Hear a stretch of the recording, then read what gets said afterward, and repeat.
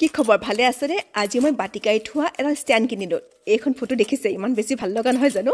আৰু এই বাটিকাই থোৱা ষ্টেণ্ডডাল মই এসেম্বল কৰো আৰু আপোনালোককো দেখাও কেনে ধৰণে মই এসেম্বল কৰিলো বুজিছেনে এতিয়া লাগিল লেঠা ইনষ্ট্ৰাকচন দিছে তথাপিও ইয়াত নাম্বাৰ বিলাক দিয়া নাই ষ্টেণ্ডত নাম্বাৰ বিলাক দিয়া নাই এতিয়া মই কি কৰো ভাবিলো ইউটিউবটোকে খুলি লওঁ আৰু ইউটিউবত ইনষ্ট্ৰাকচন চাই পেলাই মই এসেম্বল কৰিবলৈ বহি ললো আৰু কি জানে এনেকুৱা কামবোৰ কৰি মোৰ খুবেই বেছি ভাল লাগে আৰু যিমান মাথাটো লগা হিমান মোৰ এক্সাইটমেন্ট বাঢ়ি গৈ থাকে সো আমাৰ ঘৰত নাইকিয়া ডালাস গ'ল আৰু এওঁ নাথাকিলে মই কিছুমান বস্তু মনে মনে কিনো আৰু কিনি পেলাই অহাৰ আগত তেওঁক মই সাৰপ্ৰাইজ কৰোঁ আপোনালোকে বাৰু আপোনালোকৰ হাজবেণ্ডক সাৰপ্ৰাইজ কৰে নে সঁচা কথা কি জানে আমি দুটাক সাৰপ্ৰাইজ দিয়ে থাকো আৰু এইবোৰে কি জানে মৰম ভাল পাওক আৰু গভীৰলৈ লৈ যায় মই জাষ্ট আপোনালোকৰ লগত শ্বেয়াৰ কৰিলোঁ মোৰ এসেম্বল কৰা অলমোস্ট হৈ গৈছে অলপ পাছত মই আপোনালোকক দেখাই আছো ষ্টেণ্ডডাল মই কেনে ধৰণে ৰাখিলো